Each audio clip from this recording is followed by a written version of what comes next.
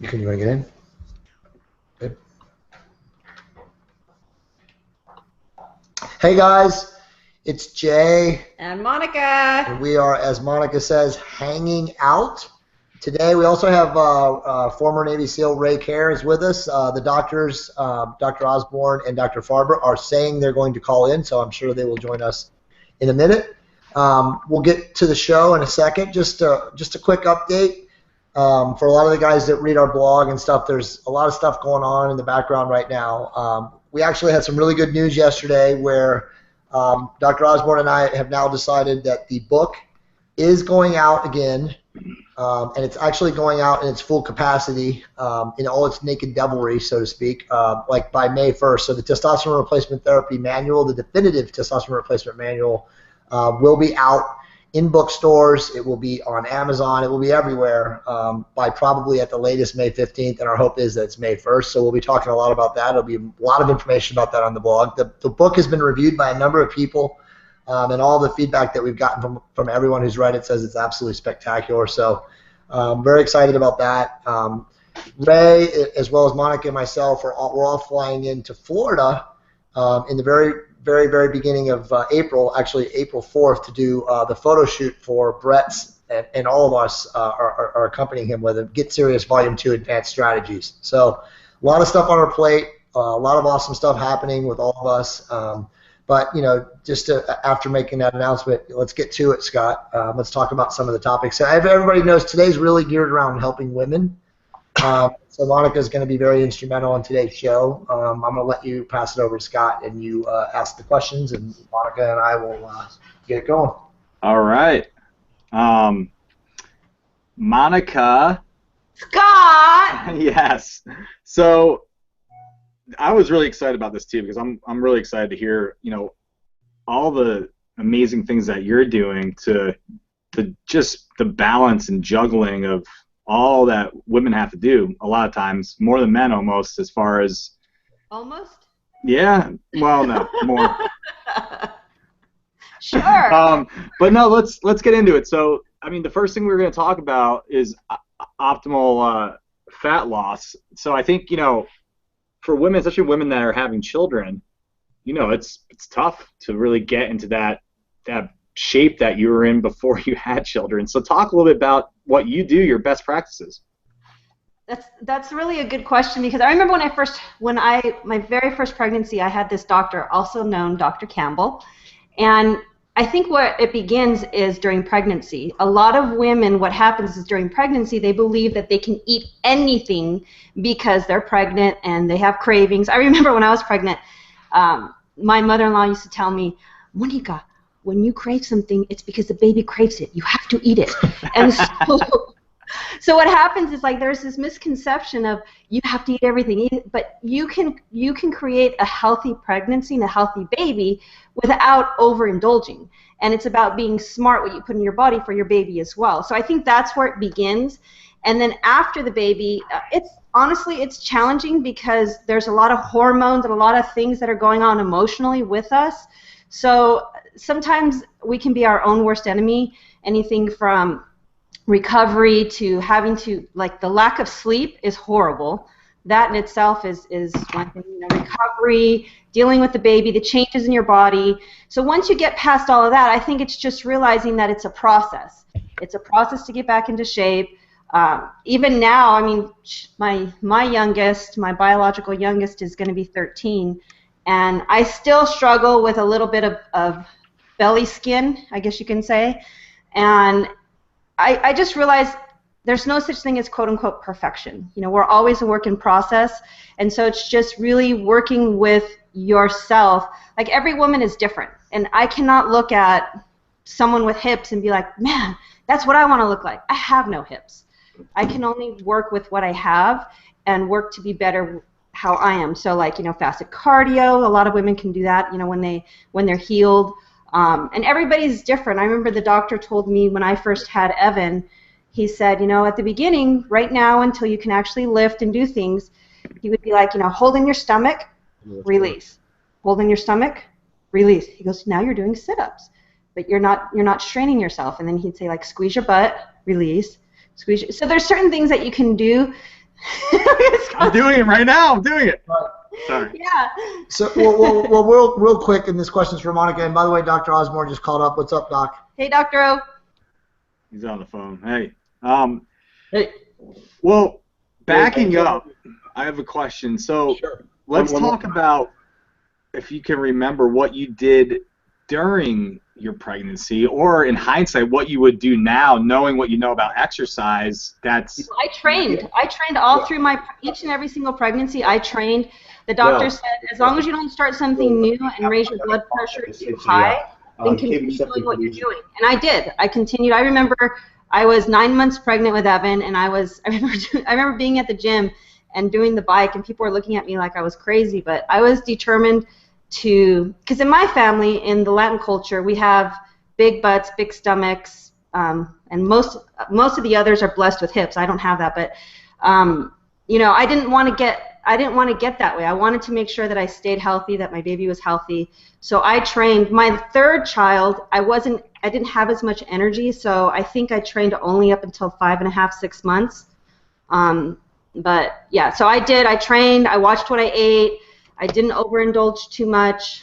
I think the most weight I gained with any of my children was about 38 pounds. Scott, I think just to jump in there real quick, I think that the number one thing that women can do when they're pregnant, and obviously, you know, we're going to talk about every different, you know, once a woman's not pregnant anymore, what, you know, where they should start and stuff. But Monica did everything right. This is way before me, so I can't take any credit. But you should train. I wish I had his little baby. You should train. Honestly, you should train all the way up until your last trimester. And you know, and I've known women, and I'm sure Dr. Osborne could jump in. But I've known women that have trained literally up until they popped. I mean, so, you know, obviously the intensity of what you're doing has to be lessened as you get closer and closer to actually giving birth. But there's no reason that if you have the right mindset and you are motivated, as Monica as clearly is, that you can't exercise, you know, in the form of maybe doing some light cardio and some light resistance training all the way up until the last week. I mean, there really is no reason to do that. So I think too many women get into the psychological mode of what you guys have already touched on, which is like, oh my God, I'm pregnant. I have a license to do whatever I want. I can eat. I can destroy my body. I don't need to exercise anymore because I've got to, you know, feed 2 people or whatever. So, you know, the mindset has got to be, again, it's a lifestyle. This is not something you give up. This is not something now to change just because you're pregnant, right? Right. Yeah, and every culture is different too. Remember that when a woman is pregnant, you have culturally, you have these beliefs as well. Like in the Mexican culture, it's you crave, you eat. You crave, you eat. There's no way, you know, they just want you to eat. And if you're not eating, you're not healthy. So, do you have anything to add, Dr. O? You know, I don't. I was on the phone with another physician, so I didn't really hear the you know, the question. If it's about you know, if it was about pregnancy and exercise, things like that, it's totally fine to exercise. There are various schools of thought, you know, amongst the obstetricians. Some obstetricians will allow individuals' heart rates to go up fairly high into the 150s, as an example, and there are some that want the heart rates down, you know, less than you know, 120, 110. I've heard various things, but I think that the data is really non-existent, and I think it's really what your body is used to. And you know, I wouldn't recommend any significant stresses during pregnancy, but certainly if you're used to training at a moderate intensity and your heart rate is up to 150, as an example, on a routine basis, I don't think that there's any reason to be concerned in the context of pregnancy. So that's sort of been my experience, and I don't think that there's any reason to utilize you know, any of these aggressive measures just because you're pregnant. I think that if your body is used to it, then continue doing exactly what you're doing, and you'll be fine. Cool. So Dr. O, what do you think then? Because I mean, this is the next logical question for women. You know, so okay, so you have your baby, you did everything right. You know, you exercised up until the last couple of weeks, or even maybe the last week, and now you've had your baby. When do you begin exercise again, and at what intensity do you start at? Right, and I think that that is something that you need to talk to your physician about. And again, it's sort of you know, doctors, we have our own voodoo about various things. Sometimes what we tell patients to do is really not evidence-based, and it's just a matter of what we've had positive experiences with. And I'm sure Leonard will could testify to this.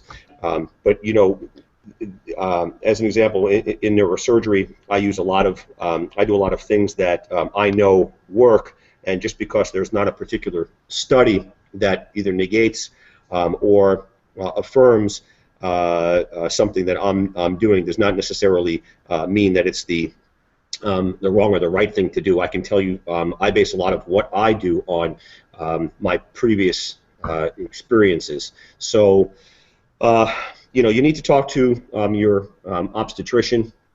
That would be my recommendation, and do what you're, you know, what you're comfortable doing. As long as he's given a clearance to return to exercise, I would just, like everything else, just move slowly, and you know, make progress. You know, write everything down, keep a log, and make gradual progressions, and you know, attempt to surpass what you were doing in your you know, pre-pregnancy state. And there's absolutely no reason, just because you've had 1, 2, 3, 4, 5 kids, that you can't continue to make progress. But it's something that you need to talk to your doctor about. From my standpoint, there's no contraindication, you know, to returning to exercise. Just because, again, you know, you're 4 or you're 6 weeks or you're 2 weeks out from pregnancy. There are many women who literally work out until the day they deliver, and I don't think there's anything wrong with doing that. And I think, again, barring you haven't had some sort of you know, big episiotomy or C-section, and you know, you're having issues with the wound or something like that, which would obviously be potentially a contraindication to returning to anything aggressive. I think that the return to exercise should be as soon as possible. But again, this is something that you need to talk to your doctor about. Amen, Dr. So for women that are breastfeeding, because we get this question all the time. So for women that are breastfeeding and they're, you know, let's just think of that. This is a person who was very fit conscious before she had her baby. As far as like nutritional modifications or let's say she starts back, you know, intensely training, you know, a month to 6 weeks post the baby, and if she is breastfeeding, should she make sure that she eats like a specific type? I mean, she shouldn't be cutting her carbs or doing anything like that, right? No, absolutely not. I wouldn't recommend anything too aggressive in the context of diet. One thing that I would absolutely recommend pushing, and I do, you know, when I do see pregnant women on occasion in my clinic, because they have some sort of neurosurgical problem or potential neurosurgical problem, i.e. they have a disc herniation in their back and they wonder if they can deliver vaginally, et cetera, et cetera. There are some other people who have what's called a Chiari malformation and are wondering if they can get an epidural during labor. So I do see them on occasion, and one of the things that I always recommend that they do, you know, from a nutritional standpoint, is pushing up, and you know, I might sound like a broken record, but pushing up as aggressively as possible their omega-3 intake, because this is absolutely critical for brain development, and it should be something that's utilized by women, barring any fish allergy, et cetera, during their pregnancy, throughout their pregnancy, and postpartum, because of the fact that they are breastfeeding, and any of the essential fats which aid in the development of the brain and the central nervous system, you know, should be you know, readily transmitted through the breast milk. So yeah, there you go. That's perfect. So that's a big one with me, as you know, both from the standpoint of individuals who are women who are pregnant, but just in general. I'm a big omega-3 person, so it's as far as I'm concerned, it is the most important supplement you can put into your body. Maybe aside from aspirin and metformin, but those things I'm not even sure in the context of pregnancy what schedule, you know, what category drugs those are. So it's probably best that all medications are avoided, but I would push as hard as possible for the high doses of omega-3 and probably the vitamin D3 as well. But as far as other dietary modifications with regard to training, cutting carbohydrates, cutting well, really just the carbohydrates, I would absolutely not recommend doing anything like that until you're finished breastfeeding. So you shouldn't be a part of a fitness competition within 6 months of having a baby. Is that what you're saying? That's not an optimal goal. You shouldn't be looking to get on stage in 6 months of having a baby. So Monica, let's go back to just from personal experience. What did you do after you had your kids, and what did you find working and not working? I mean, you had 3 children, correct? Right. Yes. Yeah. So obviously, you figured out along the way, just from experience, what was working for you, and how to get back in shape, quickly. I'm sure. So why don't you talk about that a little bit? That's a great question, Scott. It's like you read my mind, because I was going to actually ask Monica the same question. But before she answers, I think it's really, really important that women that are listening to this, and again reading the transcripts in the future when we put it on the blog, I think a lot of women psychologically get really discomforted or lose focus because they really gain a lot of weight, right? And Doc, you could probably speak to this in a second, but depending on your genetic propensity to carry weight, whether you're insulin sensitive or not, and you're endomorphic if you're kind of heavy bone or big bone, as they would say for women. A lot of women will gain 50, 60, 70, some women even 100 pounds in their pregnancy, and then their psychological aspect or their mindset is like, oh my God, I'm never going to get back to who I was. Okay, and I'm only saying this because, you guys, I have pictures of Monica. You can go on our blog. There's a blog that we did last summer, I think. I can't remember the title of it, but you can search pregnancy Monica Diaz pregnancy pictures. And Monica did not look gorgeous. Let me tell you, Monica did not look anything like she looks now. So the reason I'm bringing that up is that it's totally natural and perfectly acceptable to gain weight and to not look, you're in your optimal physical condition within a year, of before and after of having a baby. I mean, it's honestly, I'm not saying you should look like that, and clearly if you want to really work hard, you can probably get back to who you were 6 months or so, but there's no reason to be disenchanted or disgruntled or just upset with yourself because you don't look the way you worked before. Right. I had my first one in my early 20s, and the way I was not the brightest tool in the shed when it came to fitness back then, and I remember after I had him, I would measure how I was doing with my weight with how well my jeans fit. And so I used to put on my jeans every month. Oh my God, I still have this much more to go. Oh my God, I still have this much more to go. So I think it's just, especially depending on where you are age-wise, because our maturity levels are going to be different depending on our age. If you're younger and you had children, it's obviously a lot easier to get back into shape. If you're older, like my third, I was 30, and it's still a process, and I think what happens is that we get impatient and we're like, we want to be back in shape right now, and it's a process. Give yourself the some slack. Cut yourself some slack. It's okay. You're going through a process. You just had a baby. Come on. Right. Thank God your baby's healthy. Thank God you're doing. There's all these things that you can work towards and you can improve on, but it's a process. Don't think you're going to get back into shape within a couple weeks. And I'm sorry, but these movie stars and all these people that, 2 months later they look so much better. It's all nonsense. Come on. It's a process. Work with you and work and see how you can get better while you're working with your baby, and if you have a job. There's a lot of things to juggle nowadays. There's a lot.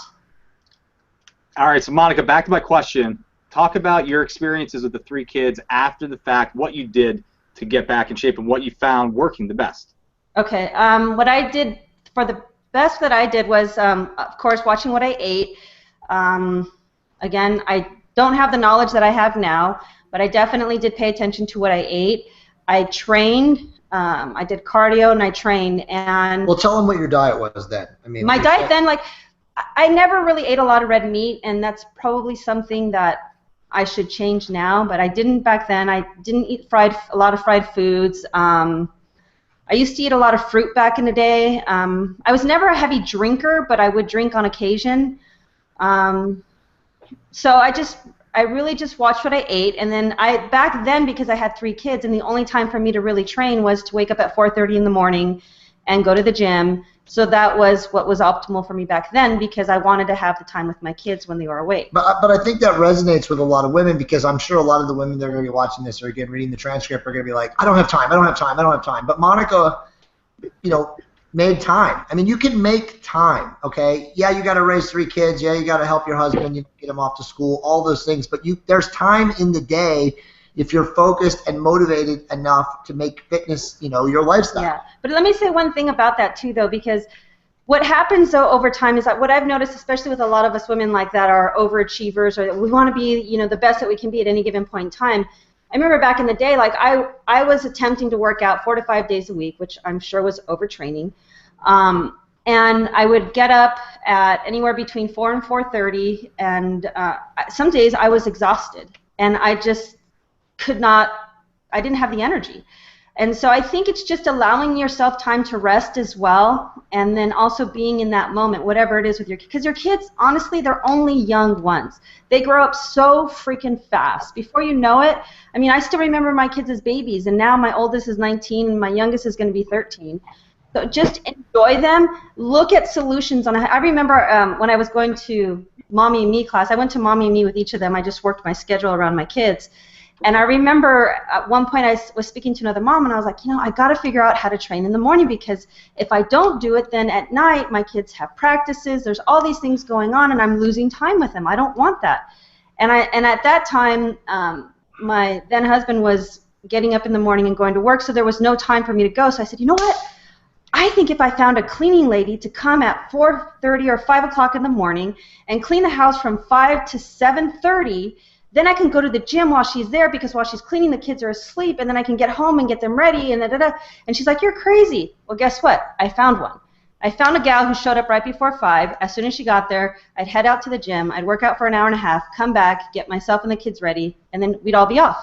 So there's always solutions. As crazy as they may seem, there's always a solution. You just have to figure it out for yourself and what works for your family. So when you were saying, and Dr. Osborne, I want you to jump in here in a second. So to the ladies that are listening or watching or reading or whatever, the reality is that it has to be scheduled.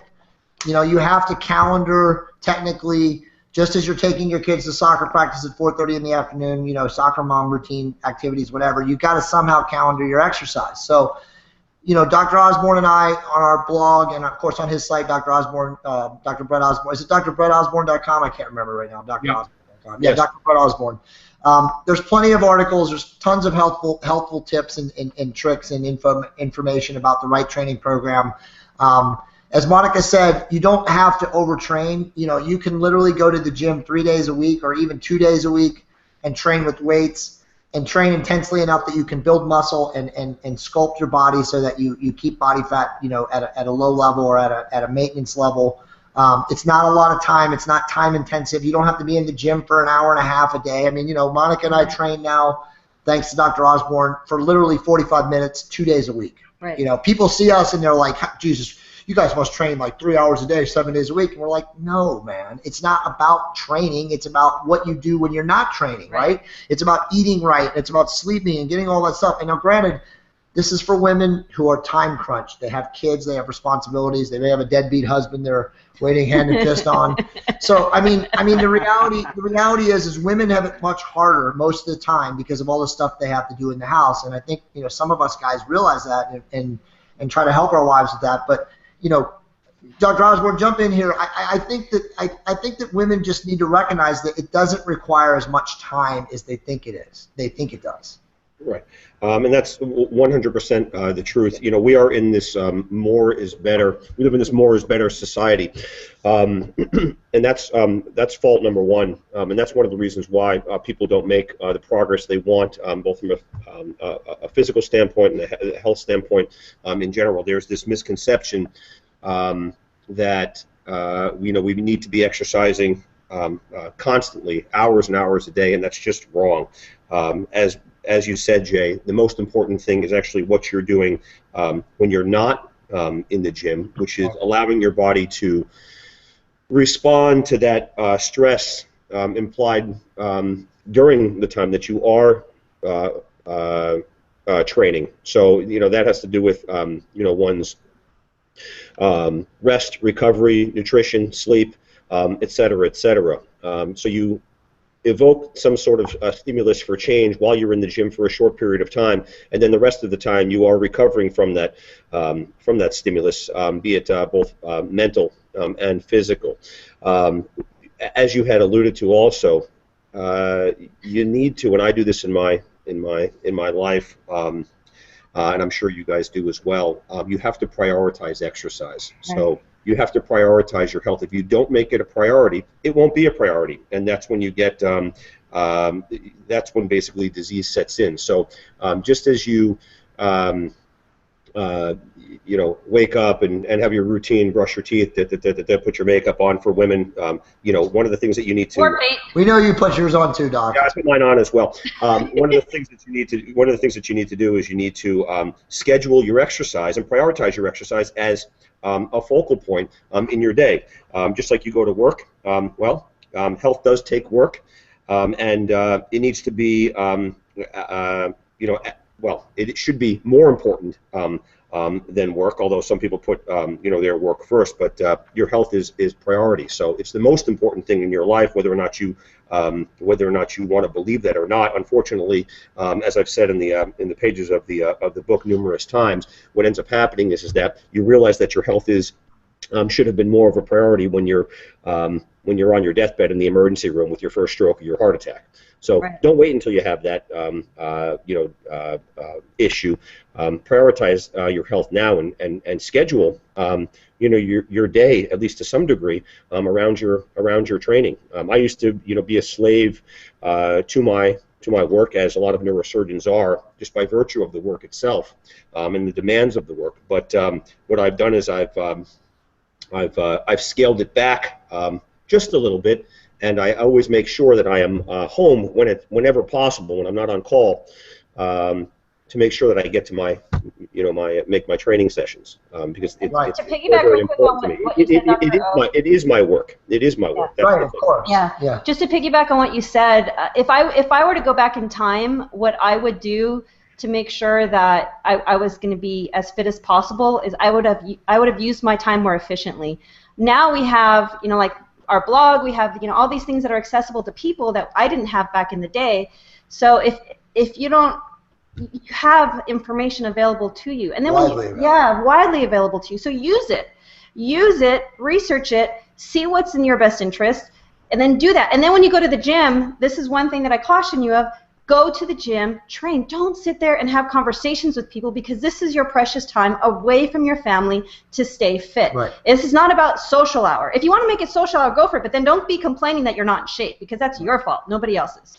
Yeah, and just one thing to add to that, because Monica and I have kind of laughed about it. I'm not going to name names or anything, but you know who you are.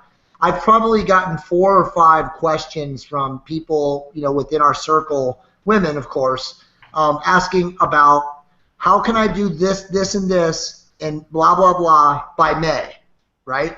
And half of them are like, I don't work out. I've never worked out a day in my life, but I want to get rid of this. I want to do. Listen, as Dr. Osborne has said in the book, as Monica has already said on this podcast or this Hangout, there's no quick fixes. There are no solutions that happen in 6 weeks, okay? It's not going to happen in 4 weeks or 8 weeks. This is a lifestyle. Okay, if you see what we're talking about, you listen to this, you read the blogs, you know, you get information, as Monica said, off the web, realize that if you really want to make positive, noticeable, aesthetic change to your body or your physique, this is a lifestyle. This is not some 6-week Atkins zone, whatever diet that you're going to follow and then go back to your shitty lifestyle habits. This is, you want to really make change, you've got to focus on completely making it your lifestyle, right? Yeah.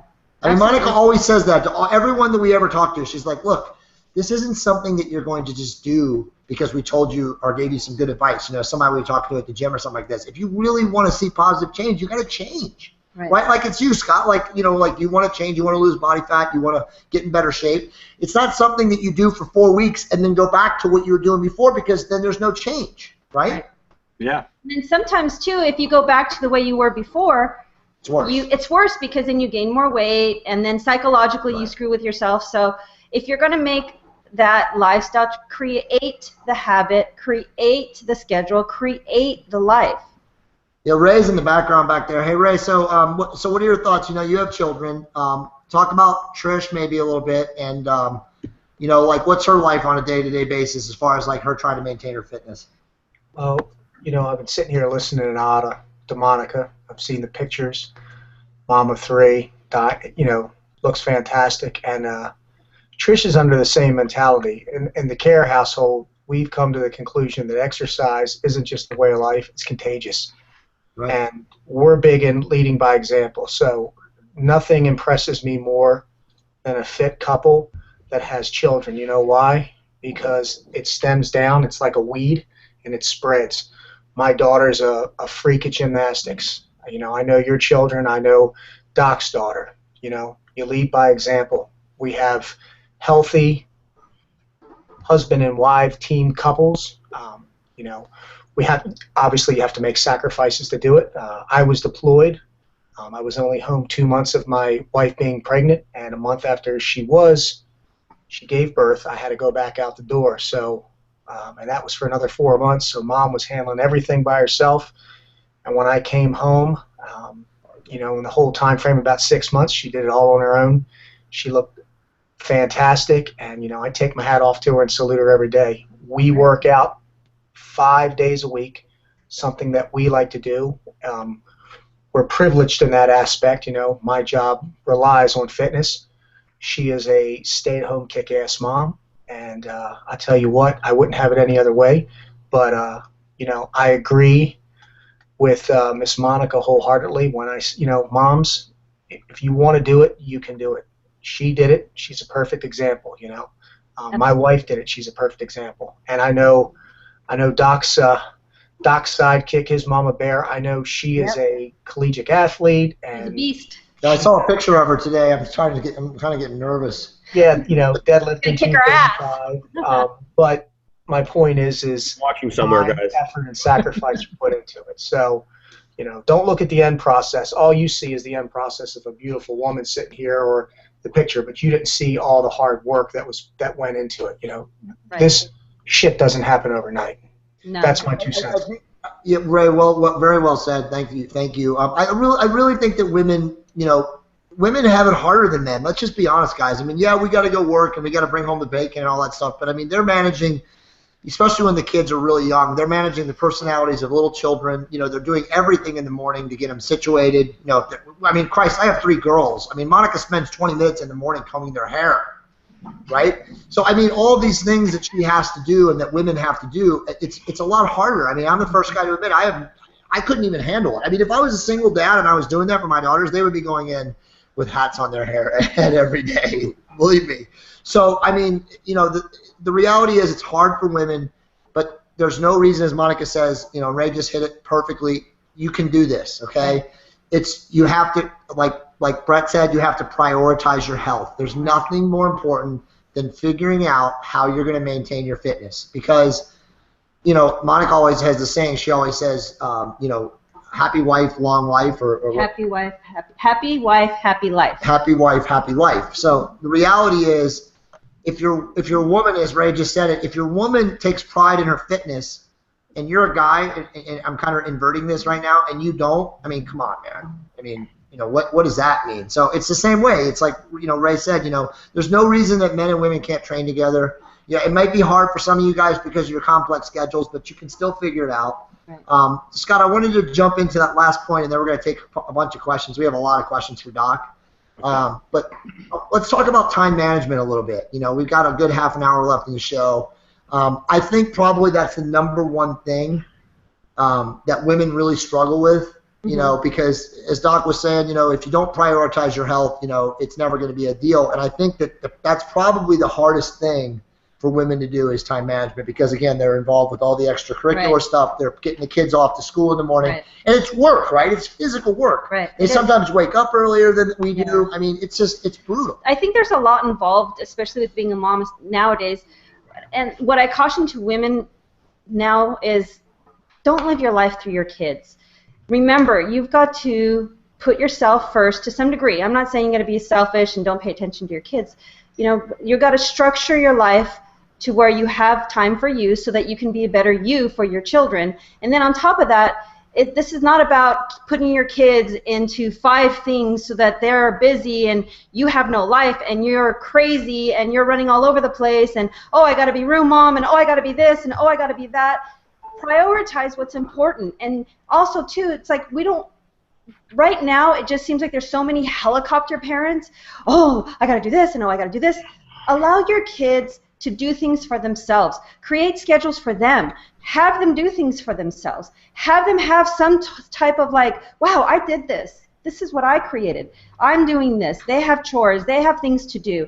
Allow them to have some type of responsibility so that way they can learn as well. And what happens as mothers, we start doing all this, hey, right here, I want to do it all. I want to get everything done, and if it doesn't get done, then I'm going to do it. She does their chores. And so it's like, you got to allow your kids to be able to do the things so that you can have your time as well. You know, allow them to figure things out with homework. Don't be sitting there going, okay, honey, I'm going to figure this out for you. We're going to do it. Right. No.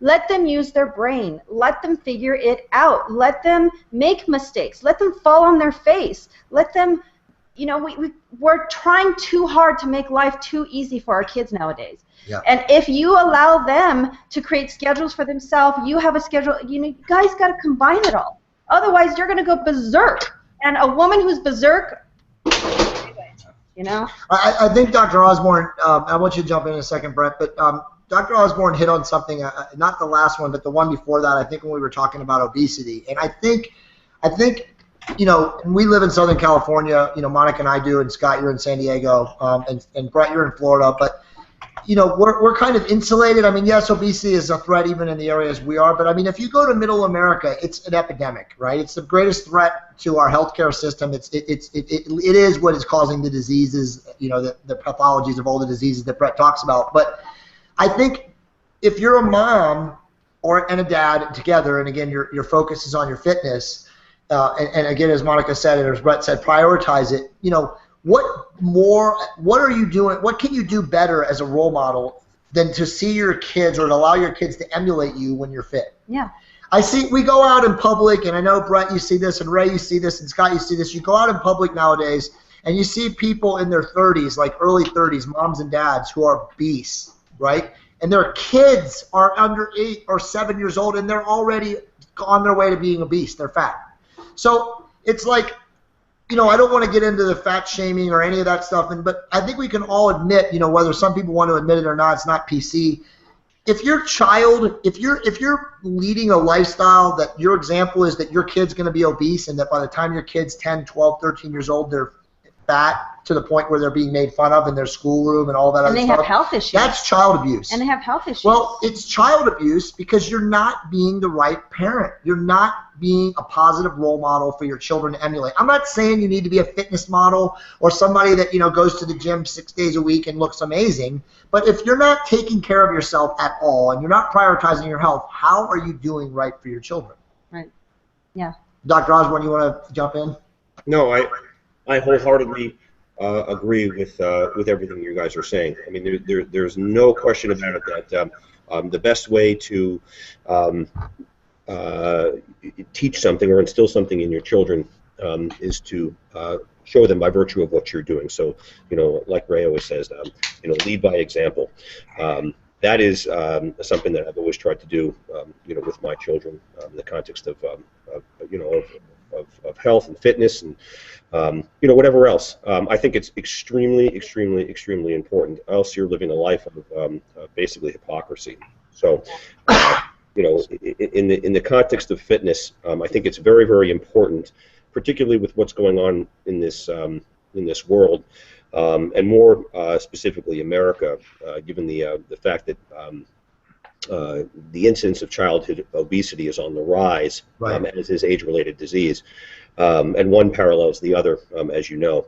I think it's particularly important to ingrain it into their brains at a very, very early age. The fact that health is to be prioritized, you know, as early as possible. As early as possible. And my kids, you know, even though people say, oh, your kids aren't supposed to be deadlifting and squatting and things like that, it's bad for their back, it starts their growth. This is all a bunch of blah, blah, blah. It's all a bunch of crap. It's all a bunch of crap. It's just not true. It's not true at all. And if anything, I think it's very, very important to teach your kids the mechanics of deadlifting and squatting and doing pull-ups and things like that at an early age, because the only thing that's going to end up doing is it's going to be bolstering their or augmenting their bone density and strengthening their low backs. They're going to be less predisposed to the development of back problems as they get older, and in addition to improving their overall biomechanics, which also is very, very important, particularly those that are athletic, as my kids are, and I'm sure your kids are as well. So early as possible, as far as I'm concerned. Whatever it is, even if it's just, we have McKenna, who's not even 3 years old. She does these farmers, these little farmers carries with 2.5 to 5 pounds. Why not? I mean, there's just no reason why you shouldn't see mom and dad, doing these things. I think it's great. So. Awesome. What else you got, Scott? All right, so let's get a little more detail on your time management, okay, Monica? So why don't you walk me through your day and what you do and how you lay it all out and how it's scheduled, because you're social, you're working, you have the kids, you're exercising, you're doing all those things every single day or multiple days a week. So why don't you actually go through it? Perfect. Yeah. So Monday, Wednesday, and Friday are our training days. And Monday and Wednesday we're at the gym right after we drop off the kids at school. And then we come back and we have our work day. So then our work day consists from like 10 a.m. to when we pick them up. Yeah, to when we pick them up. Unless, of course, we have an appointment. We have a gal that watches the girls for us, and we give her a call and she picks them up. So usually we scheduled work between 5 and 6 when we're done. However, we do have later nights at times, and most of the time once the kids go to bed, we're actually working until about midnight, doing some other things as well. But Monday and Wednesday we train in the morning, and Friday we train in the afternoon, and then the other days we do fasted cardio in the morning. So it's actually pretty simple because we just have this routine. We automatically do it, and there's no veering from it. We automatically do it, and then the work schedule obviously is different. That's just dependent on what we have going on that day for work. Yeah, it's going to be harder for people that are wage slaves. Not Dr. Osborne for one more month, right, Doc? But I mean, if you have a schedule, as I did for 20 years of my life, and you work in a corporate world. I mean, the average person is not an entrepreneur, right? You work for somebody. So if you have a set schedule, then you have to work around your schedule. So if that means you have to wake up at 6, Monica and I are thankful and blessed and fortunate that we can essentially wake up whenever we want, but obviously we have our kids to attend to. We got to get them off to school, so we usually wake up. I wake up before Monica on most of the times, and I come down and I start writing or blogging or doing something or getting something to do technologically, and then Monica gets up and raises the kids. Honestly, that's what she does. So everybody's different. You're going to have to wake up. Some of you guys are going to have to wake up early. If you're a guy and you live in LA and you live in the Inland Empire and you drive into LA every day, right? Yeah. Then you're going to have to train at 5:30 in the morning, right? Because you leave for your commute at 6:15 or 6:30 or whatever it is. So you may need to do 20 minutes of cardio. So I think one of the things, Scott, though, that may be hard for some people is that, and we've talked about this on the show before, but it would be awesome if everyone could have some cardio machine, or I know Dr. Osborne hates calling it cardio, but some form of endurance training you could do in your house, okay? And then for some of the people, like Doc trains at his house, if you can put strength equipment, well, that's even better. I mean, we don't have any room in our house to have strength equipment with 2 cars in the garage, but the reality is that the easier and more accessible you have access to fitness and training equipment in your house, the easier it's going to be for you to exercise, right? So if you have a bike, a stationary bike, or even a treadmill, and it's in your house, hopefully, preferably in your bedroom, how hard can it be to roll out of the rack in the morning, take some caffeine and some water, metformin, an energy pill, or thermogenic, whatever, and just jump on the bike or jump on the treadmill and walk for 30 minutes? It's not hard. Right. Yeah. It's really not hard. I think it's easy no matter what schedule you have, as long as you schedule it. And you have to look at your own schedule. If you've got to travel for work, then you get up at this time so that before you go to work, or let's say that you travel, to LA and there's traffic coming home between 5 and 7, so maybe you train out in LA and then you travel back. Right. There's different ways that you can make it work for you. My schedule isn't going to work for everybody because we created our schedule based on what works for us. Right. Before I used to have to wake up at 4:30 in the morning just so I could be at the gym by 5, and that's what worked for me then when the kids were younger. Now I can do it once I drop them off at school. But everything, and I think too, what you got to do is be flexible. how am I going to make this work for me? And you work it. It's a continual like process. You've got to completely look at it. Okay, is it working now? Look at it. Nope, it's not working. We're going to have to make a shift. We had to do that because we had times where we're like, wait, this isn't working for our schedule. Well, so we actually had to redo it. We actually just started, you know, and again, all credit to Dr. Osborne. We started training in the morning recently. I've never been a proponent of training in the morning, and you know, Dr. Osborne could jump in here, but for people, optimally, it's a scientific fact that training in the morning, doing resistance training work in the morning, is not preferential to doing it in the afternoon. It has to do with like peak blood flow, circadian rhythms, all these different things, core body temperature. But you can make do. You know, my point is you make do based on your individual schedule. You train when it's accommodating for you. But I wanted to jump this in there, Scott, because you pretty much didn't ask the question, but you're insinuating it, and every woman that watches this is going to ask. They're going to ask, Monica, what's your diet like? Horrible. I eat McDonald's every day. No, I'm just kidding. Well, and I was going to ask too, like, I know we talked about this before, but you guys actually schedule in on Sundays, correct, to do all your food prep for the week, and I think that's something that, you know, maybe you can talk to a little bit, Monica. Again. But you know, it's funny. It's funny, and I'm gonna let Monica jump. But the reality is Dr. Osborne doesn't do meal prep. Ray does meal prep. You don't have to do meal prep. Okay, meal prep makes it convenient. But for some people, if they don't want to take 2 hours on Sunday night to make a bunch of food in Tupperware and it's bland and they don't want to eat the same shit they made Sunday night on Friday of the next week, that's, you know, whatever. But it's you have to be conscientious if you're not going to do meal prep. And again, to me and Monica and to Ray, meal prep is easier. It's more convenient. But for Dr. Osborne, who has a crazy schedule and is, you know, time conflicts all the time, it's impossible. So.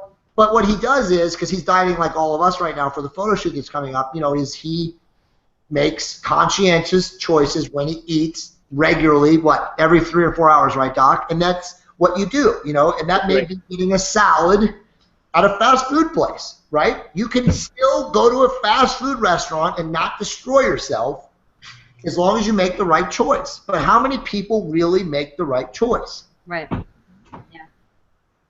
I think people have got to start looking at food as fuel as opposed to enjoyment. And if you start looking at it from that perspective, I mean, you have like a Ferrari or whatever, I don't know, cars. You have this great vehicle, this awesome vehicle. Why not put the best fuel in it so it can run optimally? Think about it. I mean, why would you put crap in this body that you're going to be in for however long you're going to be on this earth? So, Scott, the answer is, though, so they know the hard data.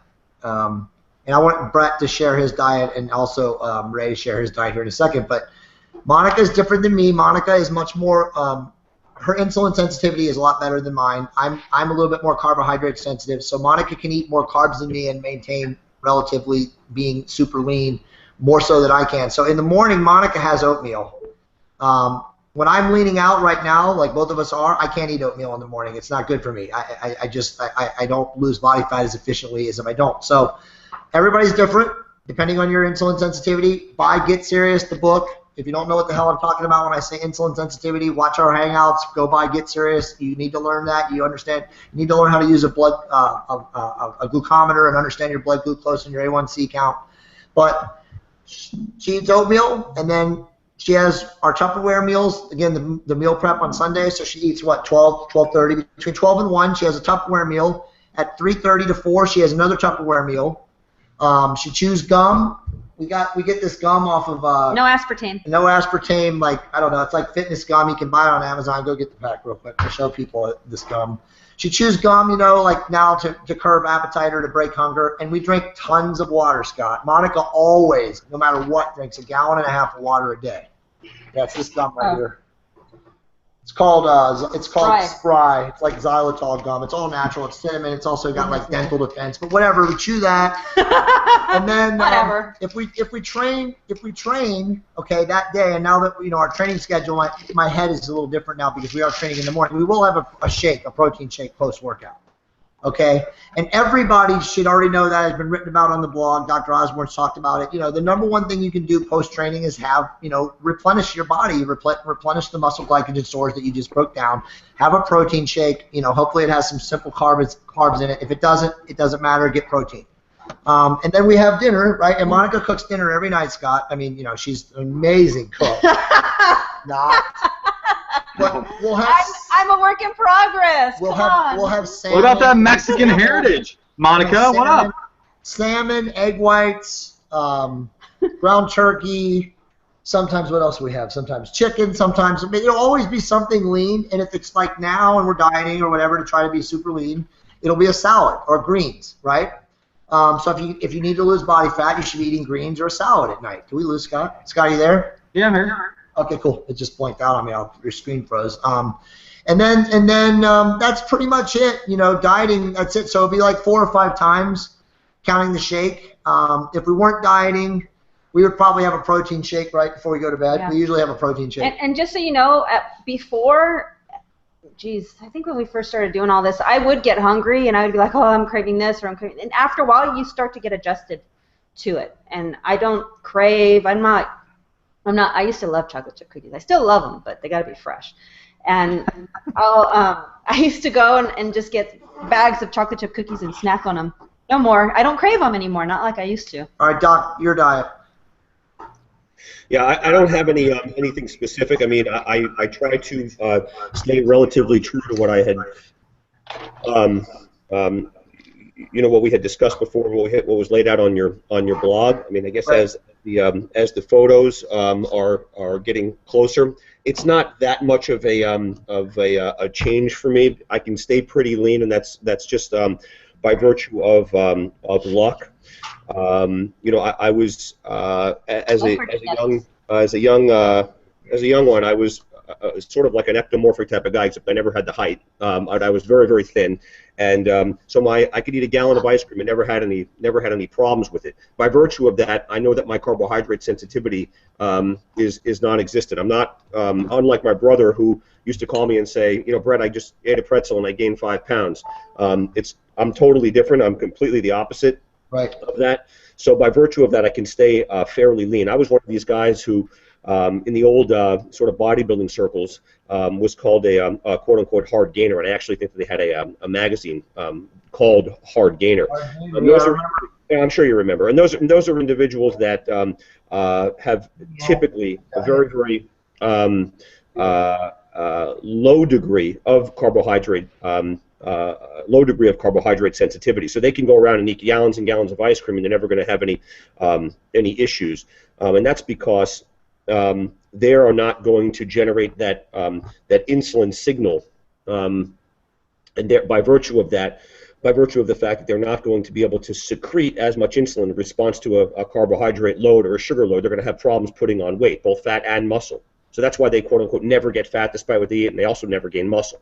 Right. So that being said, in order for me to just lean out a little bit more, I just start cutting back the insulin signal, which, as I said, is fairly hard for me to generate to begin with. So as the photo shoot approaches, I just start dropping the carbohydrate by a certain number each week, and in order to maintain my muscle, I increase my protein by the same number of grams that I drop my carbohydrates, because both protein and carbohydrates are 4 calories per gram, and then I throw in some fat. So I figure out my sedentary BMR, and then I know that I'm going to lose a little bit of weight because a little bit of fat and also because of the calories burned during exercise. So if I burn, as an example, 350 or 400 calories during an exercise session, during a training session, I know that I'm going to be able to just create a small caloric deficit during those days if I eat at my sedentary BMR, and I should theoretically lose weight, albeit very, very slowly.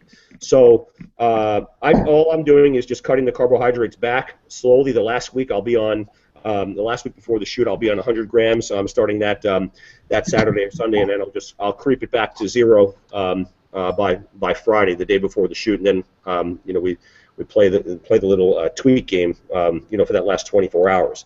But all I'm doing is I'm just reducing the insulin signal, and by virtue of that, slowly losing, hopefully, fat. I understand that there's going to be some sacrifice in muscle as well, but the goal is to sort of ride that fine line between too much muscle loss and fat loss. So you don't want to lose any muscle. You want to conserve that, and that's really why you have to just go very, very approach this with with caution and go very, very gingerly, because otherwise you're going to end up turning yourself into somebody who looks cachectic. And you don't want that sort of Skeletor look that you see bodybuilders sometimes getting, and it's inadvertent. But that's sort of a side effect of the very, very aggressive dieting. And sometimes they cut carbohydrates too fast, and Right. they realize via experience that they shouldn't be doing that, and they should be starting more weeks out.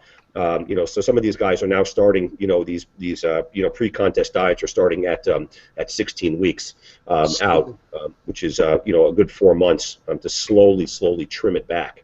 I think I could do it a little bit faster than that, because I run around pretty lean to begin with, and that's just by virtue of I think muscle mass that I have in my body, and it's to some degree genetic, because insulin sensitivity, and this is the last thing I'm going to say, insulin sensitivity is not wholly dependent upon muscle mass. There is, and I talk about this in the book, just for a sentence or two. There's a tribe of Indians, and every single one of them, it's like 100%, they're type 2 diabetic, and that's obviously something that's in the genes.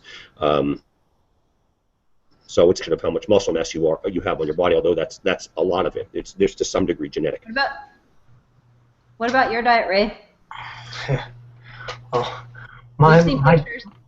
my diet's a little different. I have to stick to a strict plan because I'm trying to cut a lot of excess weight off me. I'm down from 215 to 200 right now, but pretty much how I've actually sat down with you guys and Doc, and we've devised a plan, and pretty much just off the top of my head, my meal one is 1 whole egg, 7 hard egg whites, 2/3 cup of oatmeal.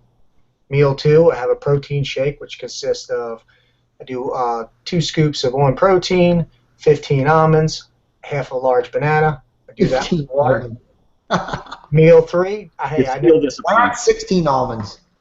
That was the number I was given. I do as I'm told, sir. 5 ounces of turkeys, 5 ounces of chicken breast, 5 ounces of broccoli, half cup of white or brown rice, and I have some a little bit of raw onion that I throw in there. Meal 4 is my ground turkey, 5 ounces of 97% ground turkey. I'll have a 6-ounce sweet potato, 4 ounces of asparagus, and my last meal is 6 ounces of tilapia with 2 big handfuls of spinach. And recently I was told by someone whose name I'm not going to give to cut out the rice, so trim it down even more. So Quinoa. Yeah. So as miserable as I am, I actually find it humorous. So I actually, because I know that the end goal is going to be worth the wait, but Dude, don't make me take off my shirt right now, bro. I do have to make one thing clear to all the ladies out there. I don't do the meal prep. My beautiful wife Tricia does every Sunday. I tried, and I absolutely blew up the kitchen. So I'm not going to lie to anybody here, any of the ladies. My wife, hands down, I couldn't do it without her. So my hat's off to her, like I said before. So she didn't pay me to say that, but it's definitely because of her.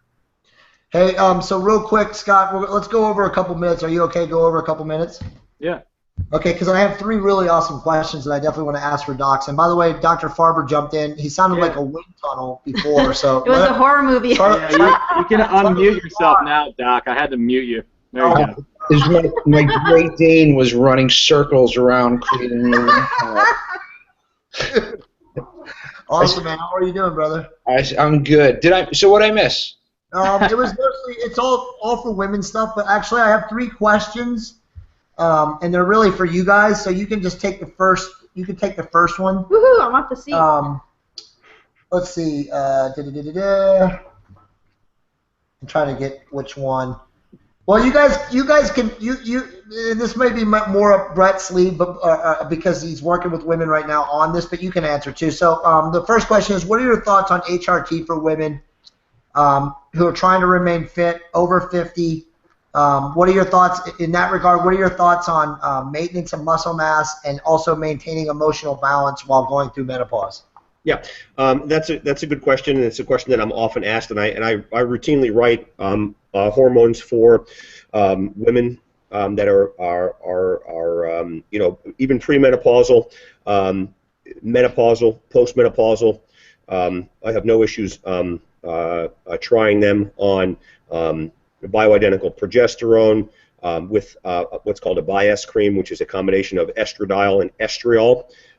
In those patients that are not, in which there are no medical contraindications, i.e. Some sort of hormone-sensitive cancer, as long as they're agreeing to undergo their routine mammograms, pap smears, because I don't do those things, obviously, as a neurosurgeon. I also, in the context of sort of augmenting their fat loss and or enhancing their ability to put muscle on, I routinely write them for testosterone transdermal creams. I'm not a big believer. I just had a woman in my office today who's on pellets, and her numbers were you know, all over the place. You know, total testosterone of you know, 300, blah blah blah. So I don't recommend using pellets, neither for men nor women, because the numbers are the bioavailability. And by virtue of that, the serum levels can become extremely erratic. So you know, your testosterone level can go through the roof. In that context, I just use transdermal creams, both for the estrogen replacement, the estrogens replacement treatments, which is estradiol. It's a combination of estradiol and estriol, and that's called Biest. And then I use testosterone cream. And then we basically, and as I've said this 1,000 times, you know, we have a close working relationship, both males and females. Everybody has my cell phone number, and if they feel anything that's untoward or some sort of feeling that you know, is they're unaccustomed to, they're concerned about, I usually have them just text me or text my nurse, so that you know, we can be you know, we can tweak the medications as need be. Because with women, they're a little bit more difficult, and I've said this before. You have to really maintain the balance between progesterone and the estrogens, and some of them can be a little bit sensitive, and they can become estrogen dominant, and they can become progesterone dominant, and they need to be the medications need to be tailored a little bit more frequently with men. The testosterone's easy, both in males and females. It usually works, you know, from the standpoint of libido, from the standpoint of increasing their energy levels, increasing their lean muscle mass, and it also has lipolytic effects, so it allows them to burn fat a little bit better. And I also write for thyroid replacement, et cetera, et cetera. But absolutely, they should find a doctor who's receptive to this, who's willing to some degree stick their necks out, even though it's not much of a stretch, to write these hormone replacement treatments. Find somebody that's fairly well versed, that has the experience, and don't be afraid to try these things out, because they can always be backed off if you're having any side effects from these medications. But all we're trying to do is find an optimal biochemical sort of environment or milieu for that particular individual, and it's going to be different for you. You know, you're going to have a different sort of biochemical sort of optimal sort of a symphony than your sister, than your brother, than the person that's next to you. So they have to be willing to understand this and be willing to make some changes and tweaks, and very, very open relationship between patient and doctor in this regard. Okay, one more question. So Leonard had to bounce; he had to go. So I was going to ask him, but it's actually better for you. So I think this is a really, really good question, and I really want you to, you know, pontificate if you can. So I don't know this person, but it's an amazing question. What advice would you give men and women that are involved in using TRT/HRT, whose spouses are very resistant to their usage because of the media's demonization and stigmatization of the issue? Leonard, are you on, or you're not on? No, he left. He left. It's for you. I'm sorry. Yeah, and this does happen. It's not often, but I do have people on occasion, and it's usually when the spouse is a physician, believe it or not, and that's typically sort of a product or a function of sheer ignorance. So all I do is I point them to the proper studies, and I convince them, based upon the available data, that the media is wrong, and that things are overhyped, and that these medications, if you call them that, are completely safe if used properly and under experienced supervision and experienced guidance. So that really never goes very, very far with me, because I can usually squelch the conversation within about 2 minutes. Okay, just by pointing them to the data. And there's tons and tons and tons, and you know this, Jay, as well as I know this, or even more so. There's tons and tons and tons and tons of data that are positive with regard to HRT, and there's very, very little data which is a negative. And we all know that the data that is negative oftentimes is by virtue of the fact that the studies themselves are either of a small cohort size, so the N of the study is very, very low, or they've taken a select a group of individuals and tried to vilify a hormone replacement,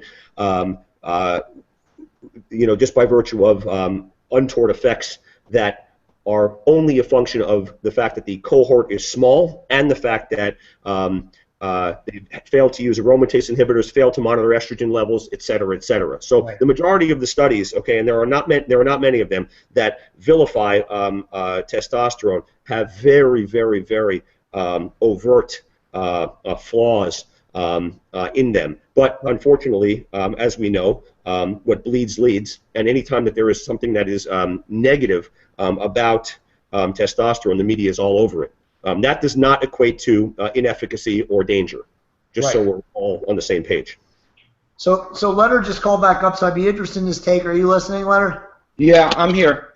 Okay, so the question was, and Dr. Osborne gave a really good question. So the question, or a good answer, excuse me. The question was, what advice would you give men and even women, but I think it's more focused on men because obviously, that's what we're dealing with on this, from this aspect more often, who are involved in TRT, whose spouses are resistant to their usage because the media has demonized and stigmatized the issue. Okay, so the first thing before causing a marriage to end is to take the last part. So, let's look at this scientifically. The media does not necessarily portray what is right in medicine, or what is right with anything for that matter. So the media is the media.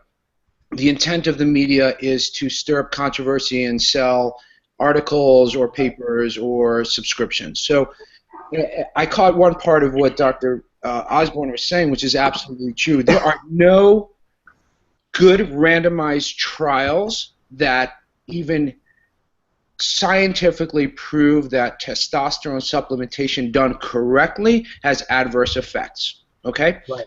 So before we tell the spouse you're completely wrong, the idea is to recognize what is wrong. So when we look at the literature, we look at valid studies, and the studies that have suggested negative side effects I cannot find were anything more than either anecdotal, individual physician experiences, and they're not controlled patient volumes.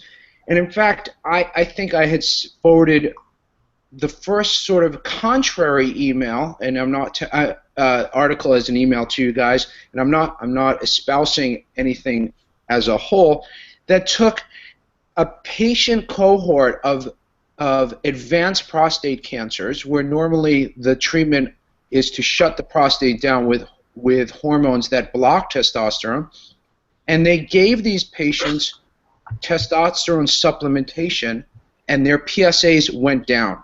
It's the first trial that looked at this, because what we have done, and I'm not going to get into the science behind it too much, is we've worked conversely. We've said, well, when patients have prostate cancer, for example, the prostate is involved with converting testosterone to DHT, and therefore increased testosterone must cause prostate cancer. Well, if that was true, every man in their 20s would have prostate cancer because that's when they have their highest levels. So we can't conversely say that's the case without proving that in a study, and that's never been the case. And now, yes, you're looking at cardiovascular effects, and I guarantee you that when they start to look at the subtypes of patients who develop cardiovascular disease, guaranteed these are patients who are at high risk for cardiovascular disease to begin with. Right. Either they're obese, they have high cholesterol, they are sedentary. There has not been a link over the last 50 years with correct testosterone supplementation to any of these negative side effects that are in the media. So as we all know, because the nature of this show is to talk about how people do it in the busy world, in the real world, ideally you do want your spouse engaged in what you're doing. And I think the way to do that is the team approach, and you have to really point to the facts. You bring in the family to this idea of, this is what I'm doing, here are the health reasons, and then you can engage that person and say, show me some real articles that suggest the contrary, and we'll show it to my doctor.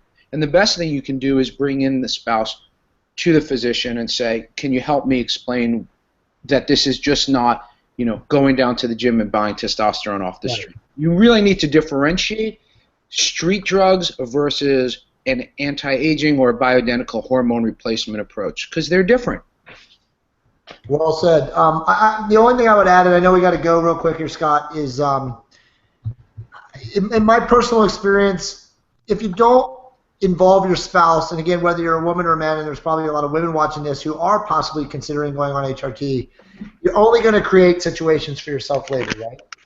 Because when you keep your spouse in the dark about something you're doing, such as your health, you know, again, in the context of your health, we're not advocating using synthetic drugs or, you know, black market or gray market stuff. We're talking about, you know, visiting an anti-aging specialist like a Dr. Osborne and being scripted, you know, for an imbalance, right? So, but if that's not a conversation that you're having with your spouse, you're literally setting yourself up for disaster. I mean, you know, let her, you know, kind of led into that, you know, or implied it, but I mean, yeah, you're not looking to get divorced. And, you know, I can use a really good quick analogy, but you know, there was a guy that was coming to store, Brett, and he's a very well-to-do guy. He's probably might be watching the show or will be watching the show. And his wife, you know, exploded on him, and he called me up, and he's like, man, I really hate to tell you this, but I'm not able to go because my wife has, like, held me hostage and said if I go, she's going to leave me because she doesn't want me, you know, engaging in this type of reckless behavior, whatever nonsense that she'd come up with. So, I mean, the reality is my point is,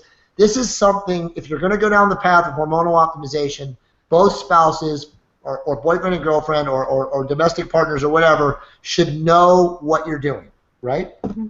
Yeah. Anything communication is key.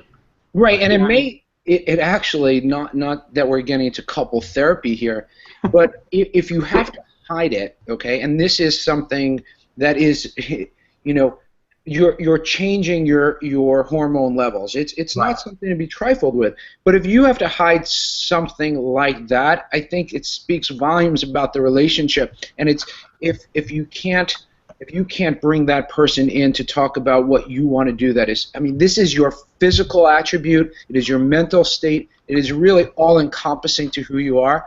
If you can't bring that person into that mix, you have to address those issues before anything else. I think that, you know, you want to engage that person, and if that person understands what this is for you, and you're not saying you're really, in the right context, you're not doing anything dangerous. I can understand you say, oh, listen, you know, I want to go skydiving and without a parachute. You're really engaging in something that has healthy benefits done correctly, and that person, if they're on board with respecting you and your feelings, will engage. And if not, well, then that's a different show. Right. Doc, last word.